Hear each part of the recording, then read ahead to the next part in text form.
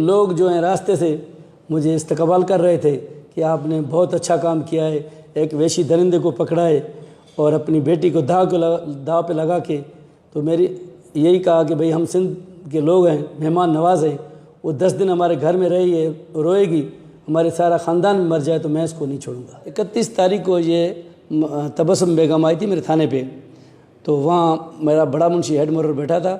उसने बोला कि भाई खुदा इसकी मदद करो, हमें समझ नहीं आता ये औरत क्या कहती है।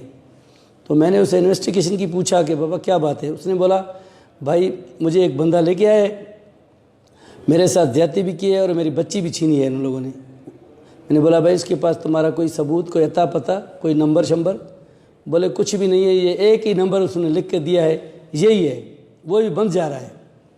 तो मैंने इसको बोला कि ठीक है आप 2 बजे थाने पे आ जाना दोबारा। उसने बोला मैं यहाँ मस्जिद में ठहरती हूँ।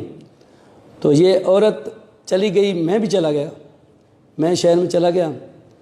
घंटे डेढ़ के बाद इस औरत ने दोबारा मुझे कॉल की कि भाई मुझे मस्जिद में भी सोने नहीं देते, मैं कहाँ जाऊँ, यहाँ मेरा घर भी नहीं है, तो मैं क्या कर सकती हूँ।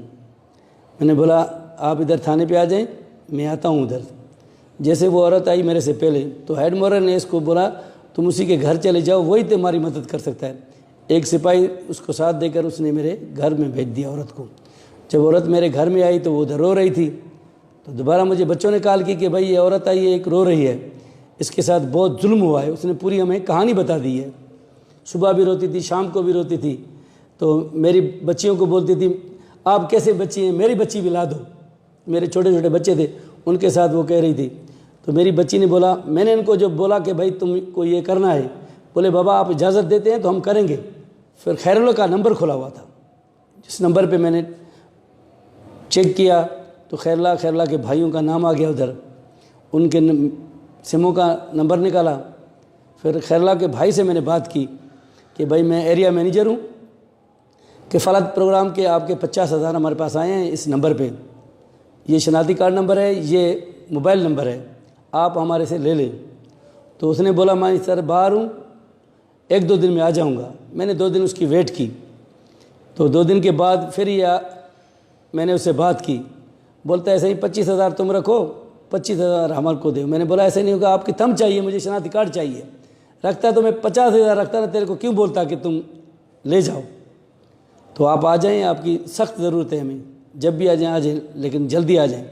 मैंने बोला ये आ जाएगा तो मैं उस बंदल तक पहुंच जाऊंगा, लेकिन वो नहीं आया।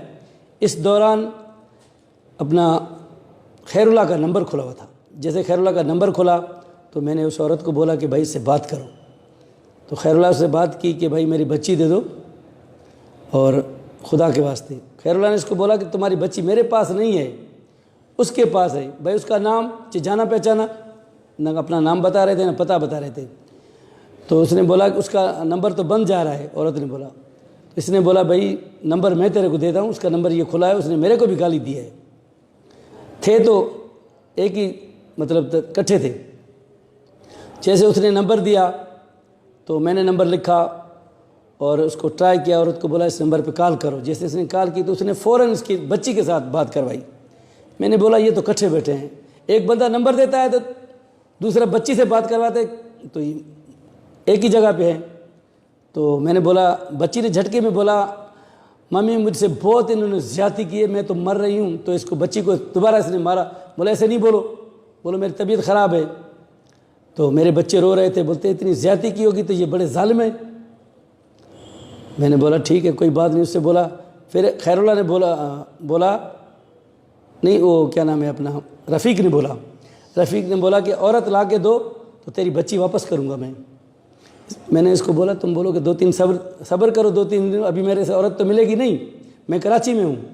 ये बोलता है मैं भी कराची में आया हूँ, जना में हूँ, तुम किधर हो, तेरी बच्ची को बोला मम्मी हम भी कराची में आए हुए हैं। इसने बोला मैं तो कराची में हूँ लेकिन आप तो मुझे नज़र नहीं आ रहे। तो उसने बोला जब तक औरत नहीं लाओगे बच्ची नहीं दूंगा, तेरे को भी मार दूंगा, तेरी बच्ची को भी मैं गला काट दूंगा। तो मैंने बोला इसको बोलो कि 2-3 दिन सब्र करो, हम कहीं औरत देखें। फिर मैंने बंदोबस्त किया, मैंने कहा लेडीज़ पुलिस ले आऊँ, घर में रखूँ उसको, ताकि ये काम वही कर सकती है। लेकिन लेडीज़ पुलिस मुझे नहीं मिली। बस मैं ये तय कर दिया कि बस अपनी बीवी से बात की। मैंने बोला ये तुम्हें कारनामा करना है। उसने बोला इंशाल्लाह आप बोलते हैं तो मैं कर दूंगी। बीवी से क्या बोला था? मैंने बोला तुम इसके साथ बात करो, इसको दिलासा दो, इसको जाल में फंसाओ, जैसे वो बोलता है तुम ऐसे करते जाओ। इस औरत ने बोला कि भाई 3 दिन के बाद बोले वो औरत मुझे एक हाथ आ गई है, वो नौकरी के लिए तैयार है, तो वो बहुत आपकी तारीफ़ कर रही है कि आप अच्छे आदमी हैं। उसने बोला ठीक है, उस औरत से बात कराओ मेरी बीवी ने उससे बात की। बोलता है हेलो जानू, क्या हाल है, खुश हो, कैसे हो, कहाँ पे हो? मेरी औरत ने बोला कि मैं कराची में हूँ। उसने बोला ठीक है। तो दोबारा बंद करके फिर उसने रिंग कर दी दोबारा। बोलता है तुम अपना नंबर दे दो। मेरी बीवी ने बोला भाई नंबर तो मेरे पास नहीं, मैं तो गरीब हूँ, मोबाइल होती तो तेरे पास नौकरी तो नहीं करती ना, मैं तो नौकरी के लिए तड़प रही हूँ। बोला तुम्हारी उम्र कितनी है? बोले उम्र मेरी 22 साल है। फिर दूसरे दिन मैंने इसको अपनी बच्ची से बात करवाई। जब मैंने बच्ची से बात करवाई तो ये फ़ौरन बोला कब आ रहे हो? मेरी बच्ची ने बोला हम कहाँ हैं, मुझे तो पता ही नहीं है ना, आप बताएं, हम तो कराची में रहते हैं, ना आपका नाम का पता है ना एड्रेस का पता है, कहाँ पे आएँ, कैसे आएँ? बोले आप कैंट पे चले जाएं, वहाँ से मरी कोच में बैठे या डोमकी कोच में, वो आपको उतार देगी कश्मीर में या तो देरा मोड़ में, जहाँ भी आप उतरें। इन्होंने बोला हमने देखा नहीं है, आप उधर खड़े हो जाना, हम आ जाएंगे। तो सुबह मैंने नमाज़ पढ़ कर गया, बच्चों से पूछा कि भाई सुनाओ फ़ोन शोन किया है उसने? बच्चों ने बोला कि हाँ उसने फ़ोन किया है। कि कहाँ पे? मैंने बोला उसको बोलो कि हम कश्मीर पहुँच गए हैं, होटल में बैठे हैं। तो दोबारा उसने पूछा कि कौन से होटल में बैठे हैं? तो मैंने बोला उसको बोलो कि मरी कोच के साथ ही होटल है, हम उधर ही बैठे हैं। हम उधर बच्ची को बोला जल्दी आ जाओ। उस औरत के साथ मेरी बच्ची आ गई। जैसे बच्ची आई वो बैठे थे उधर, तो ये होटल में नहीं आया। मैंने समझा इसने मेरे को देख लिया है या कोई ऐसा चाल माल कर दिया है। फिर ये बोलता है कि सिटी पार्क में आ जाओ।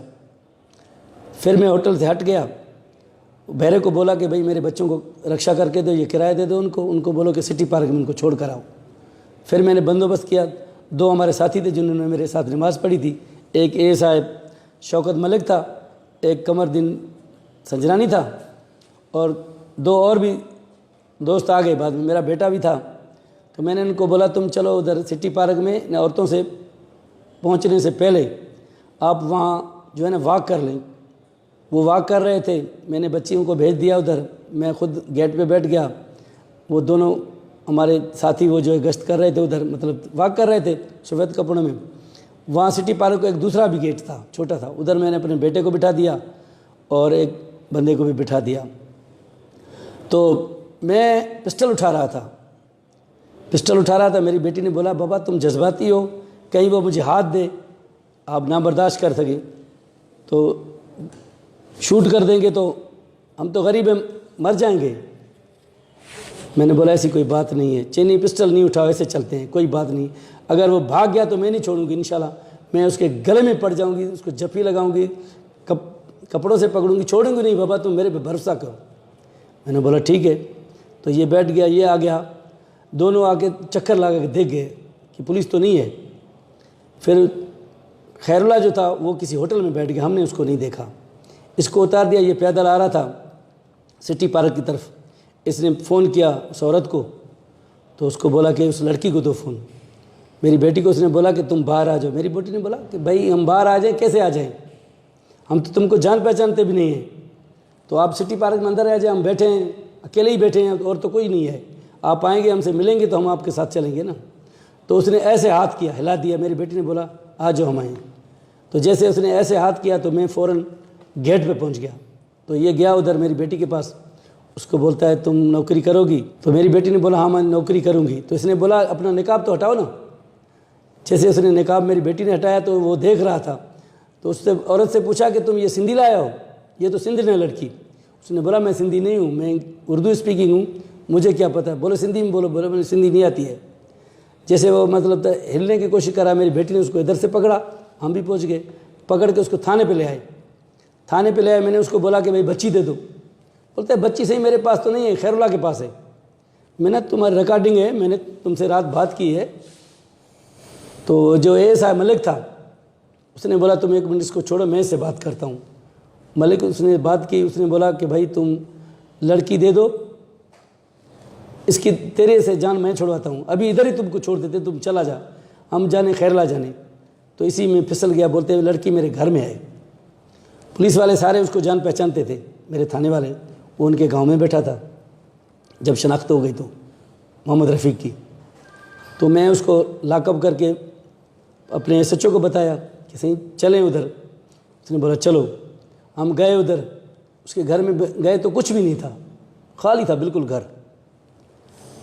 इस औरत ने बोला कि इस कमरे में इसने मेरे साथ ज़्यादती की है, इस कमरे में मेरे को, इसमें कमरे में मेरी बच्ची को इसने बंद किया था। तो हमने कमरे सारे चेक किए, वहाँ कुछ भी नहीं मिला।